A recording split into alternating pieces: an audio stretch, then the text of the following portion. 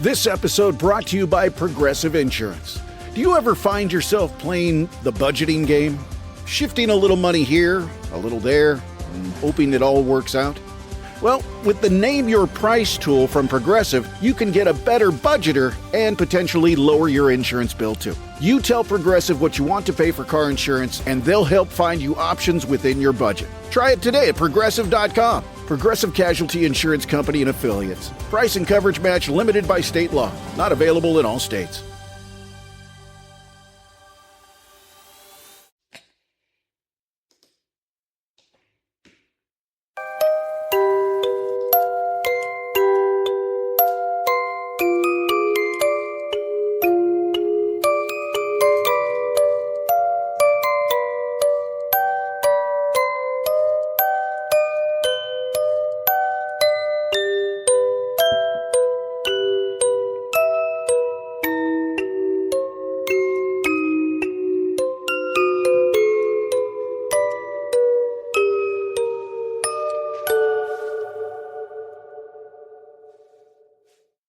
Welcome back to another episode of Fringe Beyond Limits. I am Frank. I am Bree. And this is Lynette. Well, guys, thanks for coming back to another silly, fun, scary, sad, Dark and twisty and dark episode. So, how have you guys been this week?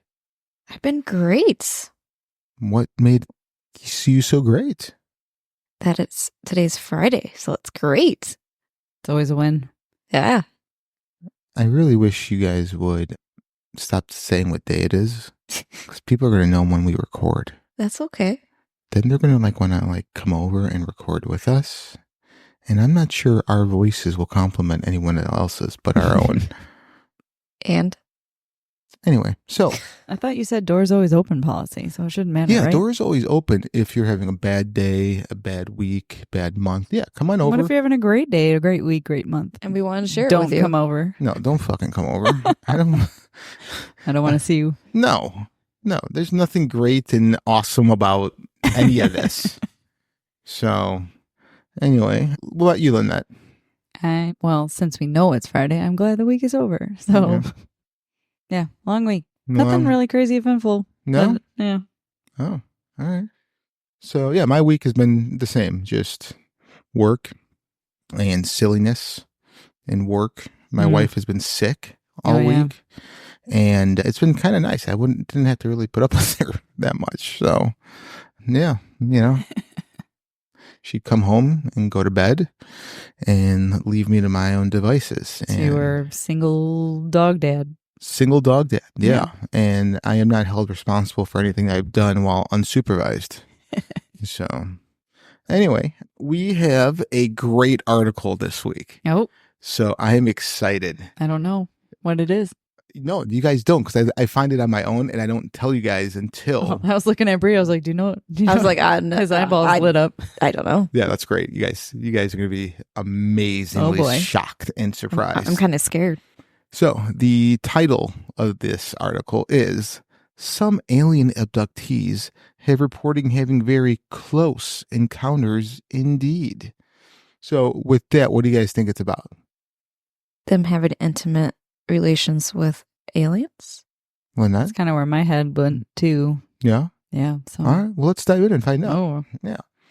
So most abduction stories tend to follow a similar narrative, with the abductee being brought aboard an extraterrestrial vessel and subjected to various procedures and tests. What kind of tests do you guys think they would receive? Probes. Like where? Orifices. Up the booty. Yeah, no, I love butt stuff. I actually probe myself to see, and yeah, I kind of cosplay by myself. I have an old E.T. doll, and I put a probe in his hand and then guide that up my rectum. Do you ever find anything left up there? Well, I once found a diamond. Oh. Yeah, I mean, but that was probably... a piece of coal first. Yeah, years of coal. You're not supposed to eat your Christmas presents. Oh, no?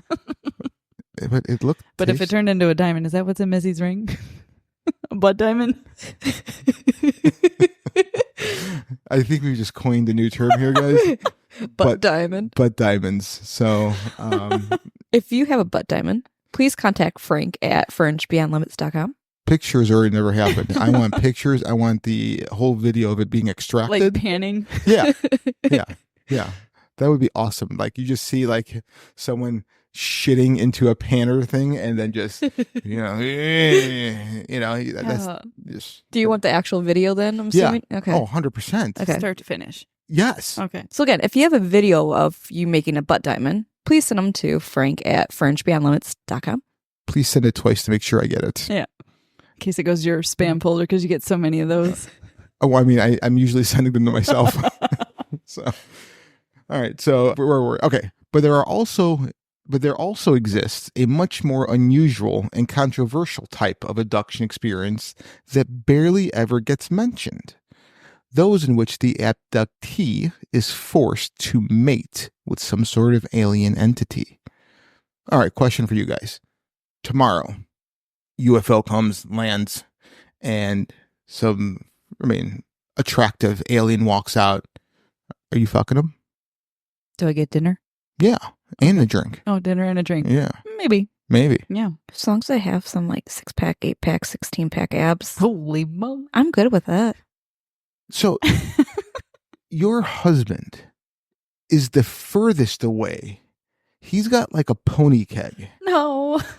Oh, yes, he does. He's getting rid of it. Where? He's been doing good getting rid of it the last few weeks. Okay. No, he has not. So, anyway, if I had an opportunity to fuck an alien, 100% I would. And number two, would that be considered cheating? If you're on the ship, you're outside of the zip code. Oh, Is is that a legitimate rule? You're out of the Earth's atmosphere, so. I mean, there's rules to where you women are pro cheating and saying, oh, I mean, you weren't even on this fucking planet. That's okay? Well, if you never returned back to the planet, then I guess kind of. Well, I mean, no. That's a different story. Yeah, no. I mean, so cheating with an alien is okay. I don't know if it's even called cheating. It's like, hey, babe, I got a great story for you. You know what? From now on, I'm going to go on benders and I'm going to come back and I'm like, yo, babe, you can't get mad. It was an alien I fucked. I swear to God. They were from Slovakia. Like illegal aliens don't count. Oh, no? All right. So back to the article. In 1957, for example, Antonio Villas Boas, a farmer from Brazil, reported that he had been hauled aboard an alien vessel and experimented on, something typical to most abduction experiences. Things took a rather strange turn, however, when he was introduced to a strangely attractive female alien with platinum blonde hair who promptly seduced and slept with him. Quote, some of the growls that came from her at certain times nearly spoiled everything, as they gave the disagreeable impression of lying with an animal, he recalled. What do you think those sounded like? Are they manly growls? I don't know. I'm asking you. What do you think? What do you think? If you had to picture this, if you had to write a scene for a movie, what do you think it would sound like? Go ahead. I want you to mimic it. What the fuck was that? That would be a mood killer. That was the only thing that came out of my mouth. That would be a mood killer. Shit. What? I am scared of what else comes out of your mouth. Fuck. You asked. I am sorry I did. Yeah. All right, Lynette, can you top that? Well, I was picturing more of a banshee type of scream, but I don't want to blow out the microphone. No, you're fine. Go ahead. That was more of a fucking velociraptor. I was holding it back because Missy's probably trying to sleep or something. She's fine. But that sounded like a velociraptor. I'll work on my banshee scream and I'll get back to you. And Frank, what was your impression? So this is what I think it would sound like, right? It would go something like. What the? That was my Donald Duck impression. So. Oh my God. So can you imagine that? Like, all right. So we're on different ends of the spectrum when it comes to sex. So if I'm plowing someone and all of a sudden they start going, I would nut so fast. I would start laughing. I couldn't even I think the mood would be done with after that. I couldn't. I'm just saying. I couldn't. Like if you want me to nut faster, just do Donald Duck because that's that's all I can. Missy, if you're listening, make sure you put that in notes so for next time. Frank deterrent. It's not a deterrent. It's just a finisher. Oh, it's like a finishing move. All right, back to the article. Oh God. Okay. Afterwards, he was dismissed as though no longer needed, having served his purpose. Boas remained adamant for the rest of his life that his story was true. Another similar, though much more terrifying. Okay, this is not working. What the fuck? Sorry. It's not scrolling. All right. So another similar, though much more terrifying case occurred in 1973 when Gabriella Versacchi, whose car inexplicably went dead one evening in Somerset, England, was accosted by some sort of robotic entity and lost consciousness. When she awoke, she was strapped to a table inside a strange circular room. Things went from bad to worse when a peculiar, I can't talk tonight. Peculiar. Thank you. Male humanoid reportedly devoid. I feel like Brianna right now. Male humanoid reportedly devoid of all emotion suddenly appeared and proceeded to rape her. She later took a pregnancy test, but it came back negative. According to author Nigel Watson, experiences such as these might stem from our own subconscious. Either the aliens have been conducting their beastly experiments for millennia, or such stories meet deep-seated socio-psychological needs, he told Mail Online. Until any solid medical evidence is obtained or any hybrid children turn up, the latter hypothesis seems more likely. So, yeah, that article kind of took a nice little dive off a fucking cliff, which not being a woman, I can't even imagine what that would be like, being just forcibly. Yeah, that's just horrible. So I'm happy I was able to kind of put a nice little fun twist on this fucking episode already. But what are we talking about tonight, guys? Talking about the suicide forest in Japan. Suicide forest. Before we get into it, what do you guys know about the suicide forest? Well, it's a forest. Obviously. Sorry. Basically, it's known for people that tend to go there and commit suicide, whether the Japanese either think it's people actually just, they think it's the best place to commit suicide, or they think there's something spiritual or something that's dragging these people here and making them do that. That's what, from what I remember from the documentaries and the stories I read about it. Yeah, I hadn't heard of that theory of being drawn there. I only know a little bit about it as people leave like strings or something. I don't know. I don't want to go into too much detail. No, go ahead. But yes. I just remember hearing something like people leave threads so that they can be found later. Yeah, right. So yeah, all that is true. So little disclaimer before we jump into it. The episode does contain content regarding suicide awareness and other material that may be difficult for some listeners. Listener discretion is advised. Also, if you guys know someone who is in crisis and needs immediate help, or if you're thinking about harming yourself or attempting suicide, tell someone who can help right away. Call 911 or emergency services. Go to the nearest hospital, emergency room, call or text 988 to connect with a 988 suicide crisis lifeline. The lifeline provides 24-hour confidential support to anyone in suicidal crisis or emotional distress. Support is available via live chat as well. And also, if anything else, we hope that you guys stick around for as long as possible. If you guys need to, you guys can reach out to us. We have emails, we have social media. We'd like you to stick around. So with that being said, we're going to jump in. Mm-hmm. So the Aokigahara Joke, also known as the suicide forest in English, is a dense forest at the base of Mount Fuji in Japan that is the leading suicide site in the country. It has been associated with suicide since at least the 1960s, with around 30 people committing suicide there each year. The forest has a reputation as a home to Yurei, or ghosts of the dead in Japanese mythology. So, have you guys ever heard of the Yurei? I've heard the term, but are they considered good, bad? That Guides? I would say bad. I would say maybe spirits of unrest that guide people to their doom, or try to get them to do things like, taking their life and stuff like that, which is, it's scary as all hell. I mean, can you imagine?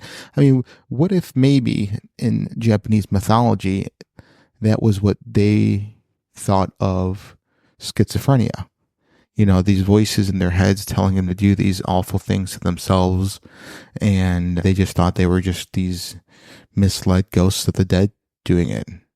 What do you guys think?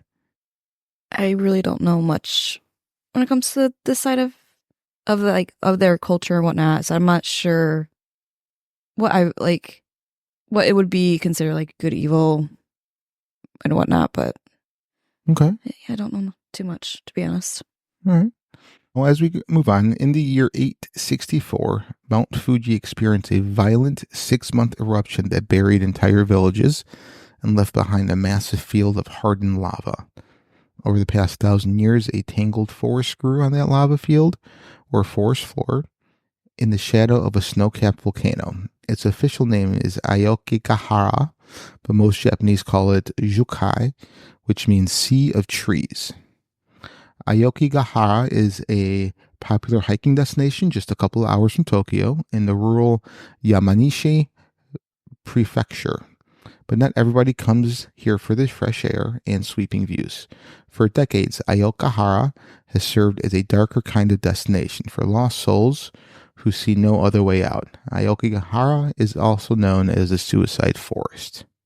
According to the Yamanishi government, there were more than 100 suicides committed in Aokigahara forest between 2013 and 2015 alone. CNN reported the victims whose remains were found deep in the sea of trees often travel from afar to join countless others who have ended their lives in these mist-shrouded woods. The Japanese government no longer gives statistics on suicides in Aokigahara in an effort to deter people from coming there to do it. So, question popped is why this place than anywhere else? Like what? Before we keep going, what do you guys think draws people to this specific? And I think we briefly talked that there are other forests known as suicide forests around the world, but being this one more famous than others, Mm-hmm. do you think there's something wrong with the land? Do you think it's energy coming maybe from volcanic activity, from tectonic plates? I don't know. What are some of your guys' opinions?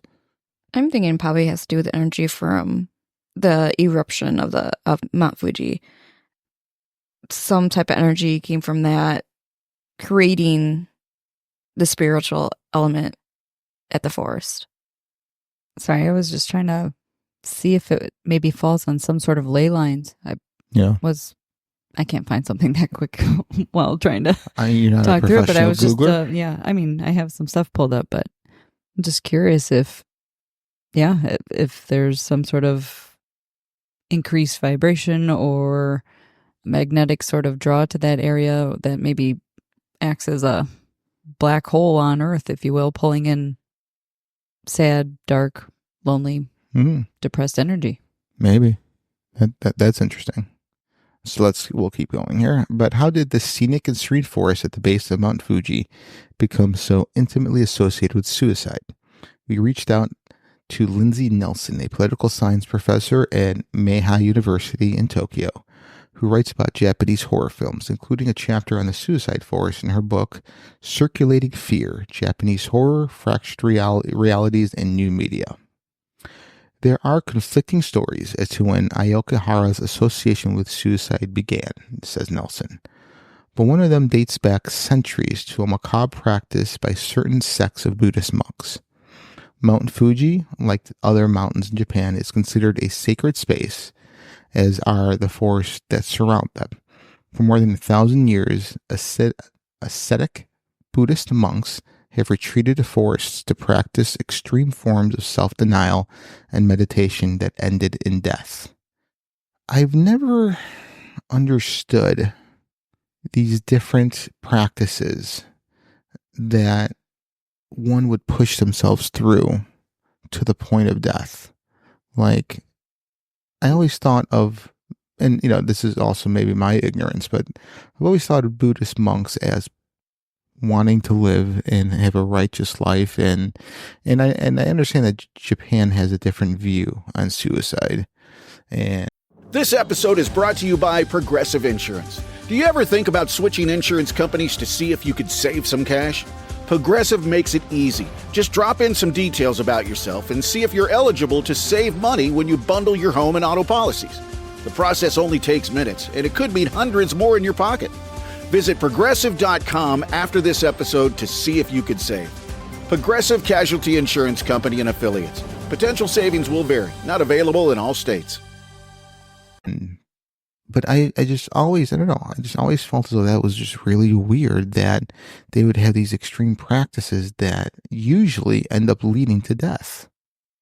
Do you think someone went into meditation and just died accidentally, and then it became a sacred space because of that? Somebody moved on, and I'm just wondering if it's like it's like extreme practices of whatever that they're doing, that if they are able to get through it and not die, I'm trying to think of like the term, like they just become better for themselves or something. Exactly. Something like that. Like whatever it is, if you end in death, then you weren't meant to be enlightened or be above.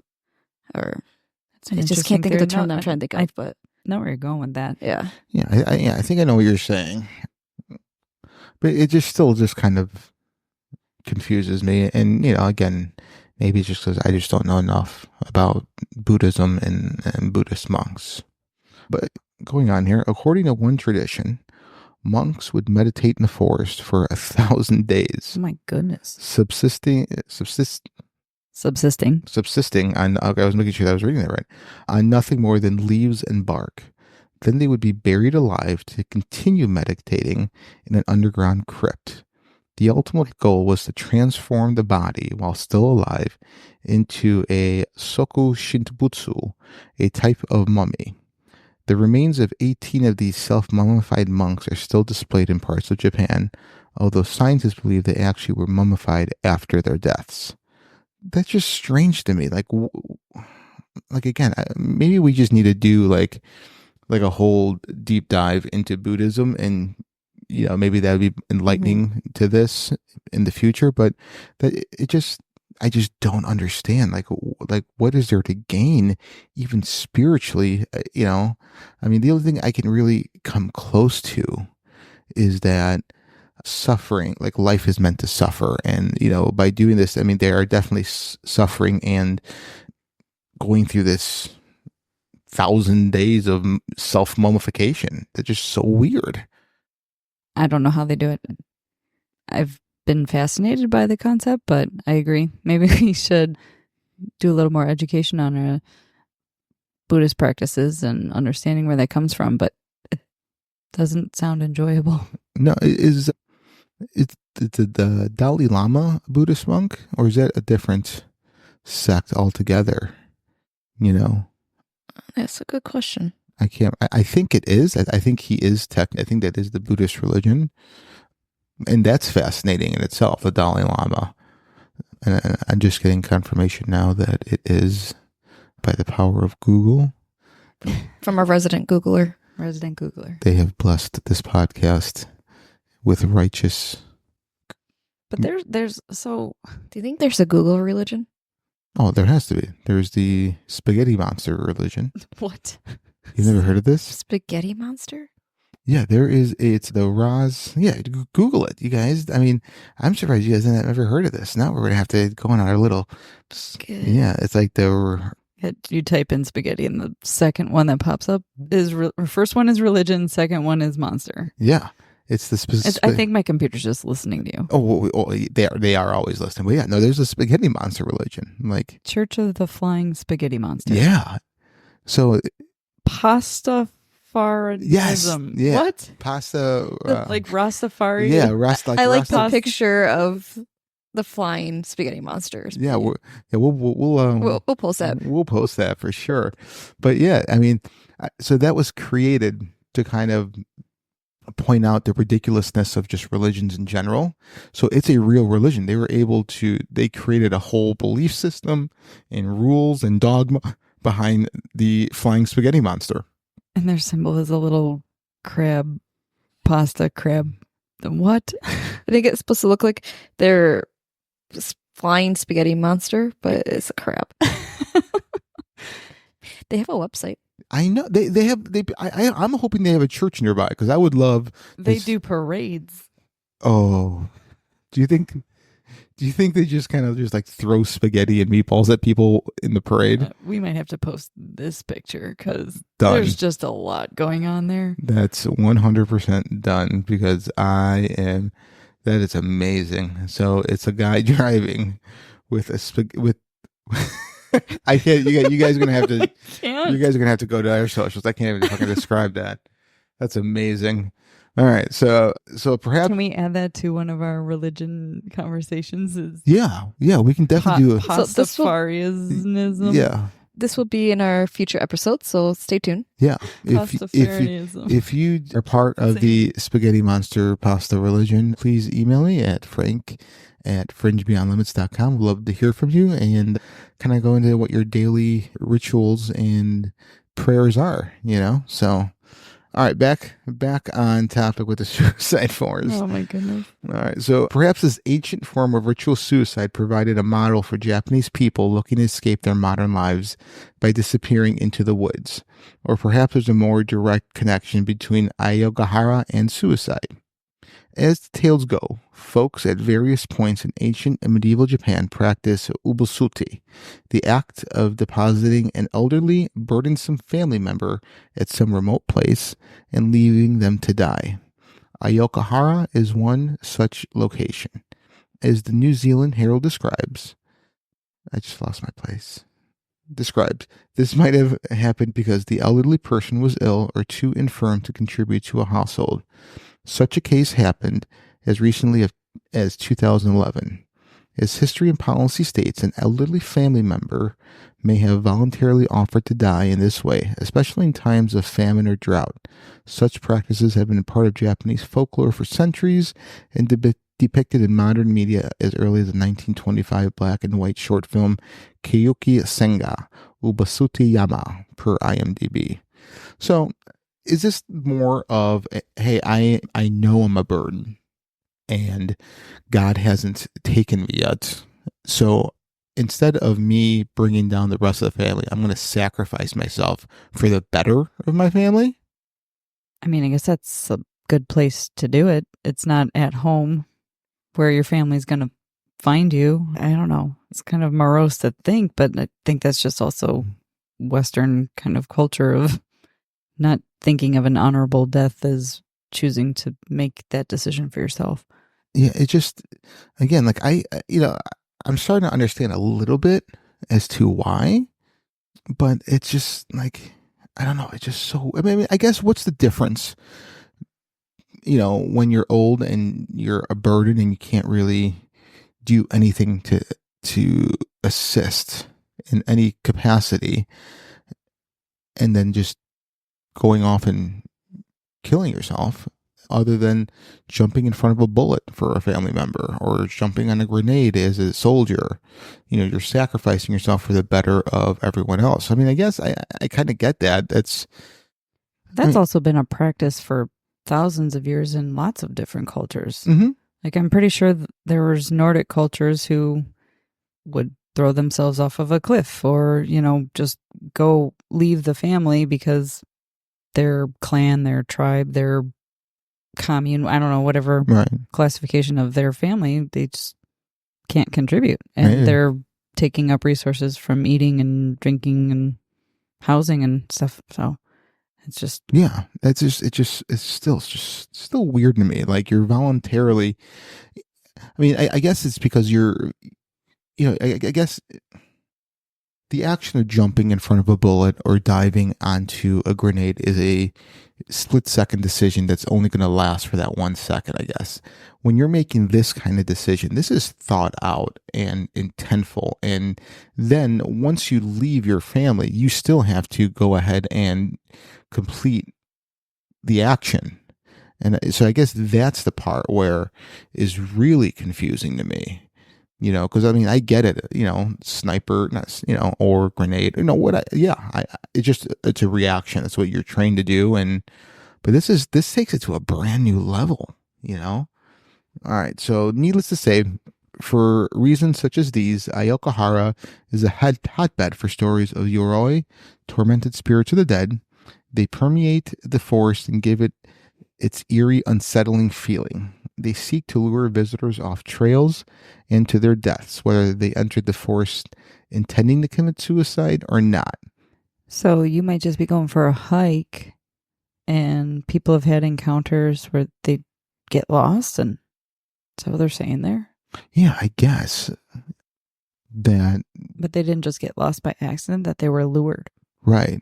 Which is very diabolical. Mm-hmm. Mm-hmm. But again, that, to me, that speaks more of a mental health crisis. Like, I'm schizophrenic. I'm having, these delusions, these voices in my head that usually doesn't lead to it. But now that I'm in this space by myself and it's eerie and freaky, because I mean, they say that once you're in there, it's a cloud of trees. Like there's no sunlight breaks through at all. So imagine like how. So you kind of start going mentally crazy in some sort of way. It's like being trapped in like you said, like a room with no windows for a period of time. You start going crazy because you don't know what's going on. Mm-hmm. Yeah. There's, like you said, there's no light. You don't see the outside. Right. It's when this trees upon tree upon tree, everything starts looking the same. You start kind of going psychotic. Mm-hmm. Yeah, I mean, it's very possible. So, I mean, is it really a ghost or a spirit that's luring you in, or is it just you being disoriented and then just going mad? I mean, our minds are such delicate things. Mm-hmm. There's been plenty of experiments that show that, within a flip of a switch, we go from sane to insane. So I don't know. That's just really weird. Isn't there like a type of, maybe I'm thinking of a movie or something, but isn't there a type of ghost that just enjoys collecting souls? Maybe it's not a ghost. Maybe it's a demon or. No, it's not a demon. It's semen. They like to collect semen. Sailors. I'm going to say that like the sailors? Like CEA? Sure. Okay. Yeah, we'll go with that. All right. So, but yeah, I think there's a lot of different lures that have that kind of story where there's a spirit that just is a soul collector, Yeah. Yeah. So possibly. Currently, the Japanese government has implemented measure meant to curb the number of suicides in Aokigahara. Aside from the aforementioned, there's pleading signs at the forest entryway. Officials have blocked off certain areas and raised guardrails on bridges to make it more difficult to jump off. As Japan inside continues, volunteers searching for bodies tie tape to trees to mark their path. Sometimes visitors do the same, especially if they're not sure if they want to end their life and needed to easily backtrack out of the forest. Camping is frowned on and likely to grab the attention of park officials because it's believed that people considering suicide often stay overnight to mull it over. And yes, there are dedicated cleanup teams that consistently prowl Aokigahara and remove bodies, as suicidecleanup.com says. But even amidst such grim and horrific facts, there's hope. 77-year-old Yukio Shige may have found the best answer to saving the lives of those who venture into Aokigahara with suicidal intentions. An answer so simple and human that it might go unconsidered. As the Union of Catholic Asian News says, Shij is a former police officer and head of Suicide Prevention NGO. He literally wanders Aokigahara saying hello to people. That's it. The tiny gesture of reaching out, perhaps following up with some basic conversation, has been enough for him to prevent the suicides of 721 people as of February 3rd, 2022. Such a lesson in basic kindness bears nothing by everyone. So that brings a lot of creed to people just saying a hello and a smile walking down the street goes a long way. We just never know what kind of day that person walking by is having, and that might be just what they need to pull them out. Yeah, or like the signs that people will have, say, free hugs, or those dogs that have the sign that says free hugs on there. Just seeing it just put that smile on your face. It's kind of hard not to when you see a dog that says free hugs. Like, I agree. I mean, there's a very small population out there that doesn't like dogs. I mean, and those people, I don't You can bugger off. Bugger off? Mm-hmm. I think she's English. That's my are you? my persona today. Your persona's English? Cheerio. I swear to God. If you don't like dogs, I don't want to be your friend. I get it. But they can bugger off. They can bugger off. With a cheerio. Cheerio, bugger off, you Banshee. bastards. I'm a banshee. You're banned, all right. Oh. Yeah. Is that your... Jiminy Christmas. Jesus Christ. You know what? I think I might go to the Aokigahara right now just to get away from you two. All right. Take pictures. Would you try and camp there? You know what? Or try and hike there? So I am not a camper. I don't like outside sleeping. I don't like outside. I love outside, but for a certain amount of time, like I'll go fishing. I love fishing. I'll go on a nice little hike with the dogs, But when it comes to sleeping, I would like a shelter around me, a mattress, tent, cot.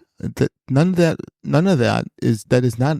I didn't hear structure. cot at first. I heard something else. Cock. I heard cock. I do. I do need a good cock to fall asleep. Yeah, maybe. I mean, but as long as it sounds like Donald Duck. So, because you may want to go fast in case you have to do stuff, Well, you kind of have to do fast because when I'm doing it, it's already fast. Apparently, I'm on a schedule. Okay, I have shit to do besides you. So really, yeah. So if someone's kind enough to give you their time, you should be. Yeah.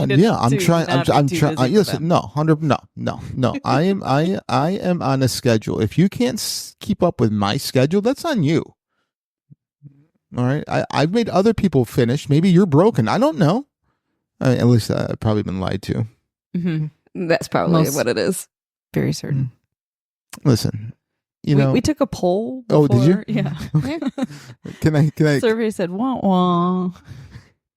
What's funny is that when I finish, that's what I hear. Wah wah. I'm like, and I'm wah wah. I'm like, oh. I'm like, high five, and then they go. High five. Very nice. Oh, so, all right. So back to. I mean, you can sit outside that forest and just tell jokes all day and. Or just flash people. That would cheer them up. No, that might scare them. No, that would cheer them up. Like, holy shit. I have something to live for. Yeah, exactly. That is true. I thought I was the smallest. Nope. Gotcha.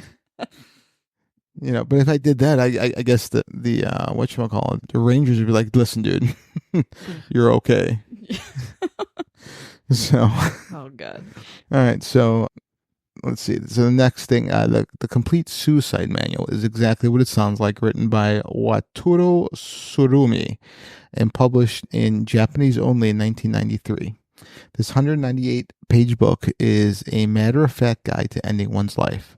Surumi discusses the merits and drawbacks of every form of suicide: hanging, jumping, carbon monoxide, sleeping pills, etc., and how to ensure a successful outcome.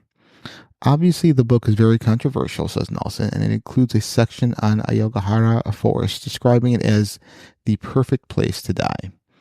The suicide manual paints a romantic picture of Aokigahara forest as an ideal place to simply disappear. No loved one has to discover your body. You just go on a trip and never come home. Sorumi included detailed instructions about which bus route to take and how to avoid drawing suspicion from nosy park workers. They say that a lot of bodies have been found with copies of the manual, says Nelson.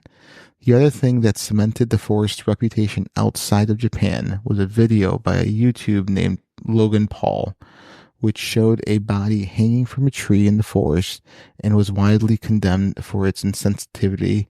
Most of the suicides in the forest are by hanging. Now, go ahead, sorry. How did a book like that get published in the first place?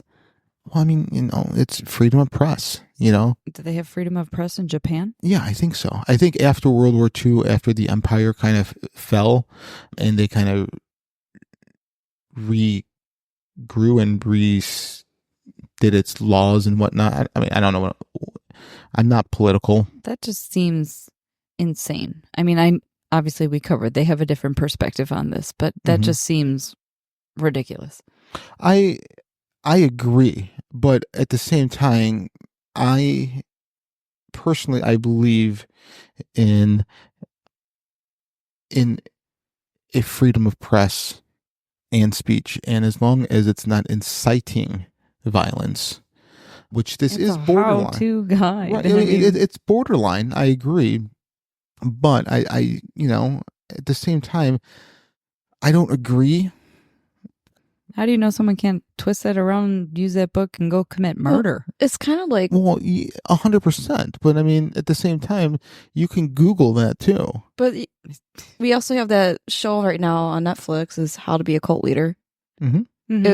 It's kind of like the same thing. It's like people can take that out of context and be like, oh, Netflix is saying that I can become a cult leader, and these what I need to do. I need to have these characteristics. Listen, one of the scariest times in my life was when I used to pop up on my wife and be like, oh, what are you watching? And she's like, Snapped. And I sat down and I watched an episode of Snapped once. They tell you step by step how to do a murder, and then they would say she would have gotten away if only she would have, and I'm like, are you fucking kidding me? I'm like, I mean, everybody has that thought in the back of their head when they're watching that show. But this show is telling you exactly what they did and why they got caught. Oh, so if I don't do A, I'll be fine. I can murder every fucking body. You watch enough episodes, you string your do's and don't list together. My goodness, I've never seen it. The show. Yeah. They also don't watch TV. Yeah, JT, if she starts watching the show, I would be very, very cautious. Get a lawyer. Just run, man. My husband told everybody if anything happens, because I tend to watch a lot of those shows too. Yeah. When I first met JT, he had a cooler that you can fit like 3 people in there. So maybe he watches it. He probably watches it, because I remember telling my sister when we were dating, I was like, if I go missing, look in the dead body cooler, because I'm pretty sure I'm going to be in his closet in a cooler. It's as big as this table. So let me get this straight. When you were dating, you had these thoughts, and you just figured, let me blow him anyway. I gave my family a heads up where it might be. But you know what? Instead of being like, bye, sucker, you're like, hi, sucker. Like, we'll see how this plays out. Yeah, no, he might be a serial killer, but you know what? Maybe if I blow him enough, he won't kill me. No, that's great. That's great fucking philosophy. It's genius. Yeah, no, it's not. Don't murder the mouth that blows you. Don't stop blowing is really... Jesus Christ. Where have I gone wrong in your guys' teachings? So anyway, can you talk more about blowjobs? All right, so how suicide is viewed in Japan. So, I mean, I guess this is really where we kind of want to dive into. It says Westerners have a skewed perception of suicide in Japan. They tend to think of stoic samurai performing ritual seppuku to save their honor, or of World War II kamikaze pilots crashing their planes into enemy ships. While there isn't a religious stigma around suicide as there are in Judeo-Christian culture like the United States, says Nelson, suicide in Japan is still treated as a tragedy, and people are still horrified by suicides in Aokigahara. Still, Japan has one of the highest suicide rates in the world. Suicides rose sharply in 1998, with more than 32,000 deaths that year from suicide. The skyrocketing suicide rates of the 90s were blamed on the country's economic woes and peaked in 2003 with 34,427 deaths attributed to suicide. Since then, says Nelson, suicide rates have tended to rise and fall in step with the economy. For a long time, Japanese society viewed suicide as a personal problem, not a public health issue, but that's changed. The Japanese government has invested in public service messaging about suicide prevention and crisis hotlines. Yamanishi Prefecture has trained employees and volunteers to spot the signs of troubled visitors in Aokigahara, and there are security cameras and prominent messages posted in the entrance to the park. The signs read in Japanese, "Your life is a precious gift from your parents. Please think about your parents, siblings, and children. Don't keep it to yourself. Talk about your troubles." Wow. So, I mean, I do agree with that, is that a lot of our stigma over suicide comes from our religious background. That's where it's kind of preached on the most, that it is we were all raised Christian here, right? Yeah. Yeah. So that it is a mortal sin and you can never repent against it, and it's immediate trip down south, right? But then taking a look at it as though more of a, what do they say, of a personal problem and a public health issue is kind of interesting, because they're putting it out of a social issue and into a personal issue, like their finances, which makes sense, because as the economy dips and rises, you see that suicide rate do the same. Right. And I'm wondering what COVID did to everybody. That's just concerning. Oh, I'm sure it was. I'm sure they were probably on a trend to lesser suicides, and then with COVID, it probably spiked. Yeah. There's probably a 2020, 2021 spike there. But I'm kind of thinking maybe maybe there's some Christian Catholic priests who are becoming more open, because I lost an uncle to suicide, and I just remember going to the priest and just sobbing and being pissed off and talking about it, and I was like, well, you told me he's going to hell and I'm never gonna, he's damned forever. And the priest pulled me aside and was like, no. Did he do that matter of fact? I just looked at you with a, no, with a but smirk he and goes, was genuinely kind no. and considering, but he was considerate, but he was just like, no, trust me. Like, it was just interesting that I'd never heard a priest be like so matter of fact and not, and I don't know, maybe it was just because I was a hot mess, so I'm not really sure, but it seems quite progressive in the Catholic faith to take a stance like that. And it's the same priest that I talked to about doing ghost hunting and stuff, and he didn't think I was communing with the devil or anything either. So maybe it was just a good priest. I don't know. Yeah, I mean, I think it also, the one thing I don't like about not religions, but like certain belief systems is that it's all up to the interpretation of the person preaching it. So I feel as though it's almost like a place of brainwashing. Like if I have a congregation that truly believes that I am the voice of God and only I can interpret these teachings a certain way, or the way that they're supposed to be interpreted, then I can connect any dots I want to have a following praise me like a god. I think you're using this as your platform. If you need a good brainwashing, please email me at frank@fringebeyondlimits.com with a photo of a bikini picture. Just like hanging on a hanger? Yes. Okay. Bikini on your dog? Yeah, if you could put a bikini on your dog, I would love to see those pictures. That would make me smile. Yeah. So again, I wanted to apologize for kind of laughing at making these silly jokes, but this is such deep and just sad material that we kind of have to bring a little bit of lightheartedness to it. I'm not, I know you just said that you've been affected. I've lost more yeah. people than I would like to You, count. It's me as unfortunate. well. Yeah, me as well. What about you, Bree? Have you ever had a loss due to a suicide? Yeah. Yeah. Yeah. So I think for the majority, I think it's people don't like to admit it or talk about it, and I understand that. But I think one of the best ways to at least start the healing process is to kind of talk about it and get it out there. I mean, it's definitely not something for around the water cooler at work. Right. But I mean, I think it's healthy to talk about that stuff. And if I can just backtrack here a little bit here, that whole Logan Paul thing, fuck you. I mean, what kind of asshole goes and YouTubes the suicide forest and then puts it up for his own fucking personal gain? I mean, I remember that's pretty, yeah. Yeah, I remember when that happened, and I never followed the guy, but it was like such big news. And I was just, so I didn't even go back to watch the video because I didn't want to give him any extra viewers or anything. Yeah. But like, it's just fucking disgusting. I go, that's someone's person, that's someone's child, someone's uncle, and that's so fucking disrespectful. So I kind of Did he go out there just looking for that? Oh, well, they went out there, if I remember the story correctly. The fact is he still posted it, but yeah, sorry, keep going. No, like him and his group of friends like went there.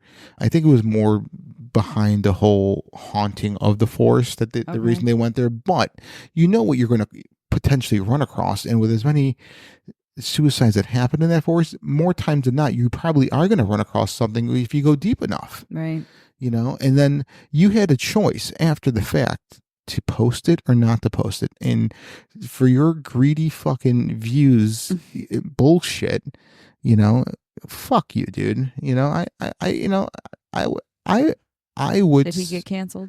No. Oh, was this before cancel culture? Yeah. No. Right. No. I mean, isn't he like boxing now or some shit? Like, isn't he up as wrestling and he's a fucking piece of garbage. Anyway, with a mullet. Does he have a mullet? Mm-hmm. Oh, that's awesome. Why would you waste your 20s on wearing a mullet? I don't get it. What? Yes. He's only 29. He was born in 1995. Oh, fuck. And he has a mullet. 1995? You know how old I was in 1995? You were probably drinking in bars. I was. That's ridiculous. And I wasn't even 21 yet. No, that's what I'm saying. Allegedly. Can't prove it. There's no photographic evidence that was from back then. Oh, it's so awesome. That's why it was I'm so dark happy. ages. It was. I loved dude. I'm going to tell you something. Not only would I be canceled, I would be buried somewhere. Probably. Oh, fuck. All right. So, so we don't have too much more here. So Nelson visited Aokigahara Forest a few years ago while researching her book on Japanese horror movies, which frequently used the suicide forest as a dark and foreboding setting. Most recent example is the 2021 horror film Suicide Forest Village from the makers of The Grudge. Nelson had also seen plenty of YouTube videos that depicted Aokigahara as a haunted forest full of abandoned possessions and dead bodies behind every tree. It was just beautiful, says Nelson. When you read about Aokigahara in English language blogs or media, they play up how creepy it is, abandoned cars and warning signs, etc., but it's just really a scenic hiking spot. Indeed, the forest has several hiking and walking trails as well as two deep lava caves, the Wind Cave and the Ice Cave, that visitors like to explore. Wow. So another notorious destination for suicides in Japan is the Tojinbo Cliffs, towering seaside cliff walls where countless people have leapt to their death. In 2017, there was a sudden drop in suicides at the cliffs, which some credited to the popularity of Pokemon Go. What? So What? So I have people that I know that play Pokemon Go. I love I've done it before. Pokemon Go. Oh, so go ahead. I haven't played it in like 3 years, but you have a better understanding than I do. So please explain what that is. So basically, like, you have like it's an app on your phone that you can get, and you pick what team you're on: red, blue, yellow, and then you go around and you certain like areas. Let's say like a park that's well known will be considered like a Pokemon area. You put your phone up, you can see the little character on there with your phone, and then you try to capture them. And then you can also battle other people. It's pretty cool. So So it's kind of like an AR game, Yeah. right? Augmented reality. Yes, with your phone. With your phone. So how do you go about capturing? Well, it? once you see one, you click on it, click on the Pokemon, and then you can basically battle the Pokemon to try with your own Pokemon to try to capture it. So once you collect them, they're part of your posse, and Yep. then you can use your posse to get more gang members.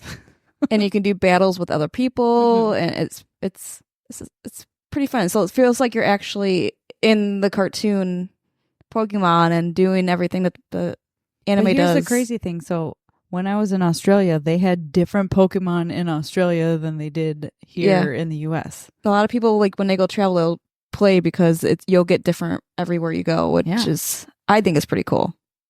So does this game give folks a reason to live? Maybe not I a feel reason like, to weren't live. people like accidentally walking into traffic and stuff like Yes. that because they were chasing Pokemon? People were Yeah. were potentially almost getting shot by walking in someone's backyard at fucking 11 o'clock at Oh, night. jeez. You know? But so it says that there's a sudden drop due to the population. So I mean, listen, maybe the little critters, the little guys gave. listen, I'm happy that it dropped heck yeah. 100%, but at the same time, it's a little dark, humorous, amusing that Pokemon goes, you know what? I'm going You're to not play. even saying it right. What? Pokemon, Yeah, it's Pokemon. What am not Pokemon. It's, MON. is it not like the Ho Chi Minh Trail? No. Oh. I thought you're just getting excited to say poke some men. I don't know. Well, yes. That's what I thought the game was all about. You poke some man and go. Mm-hmm. I mean, I think you have your own app. I've had it for a while. So, can we go poke some men now? Okay. Wow. You have fun with it. So, okay, so let me get this straight then. So, Lynette is pro-pegging and Brianna is anti-pegging. I never said I was anti. It just Well, you didn't want I to said jump you guys in. go have fun with Yeah, it. exactly. You didn't want to jump in on this. So, I mean, I would think you'd be pro-pegging.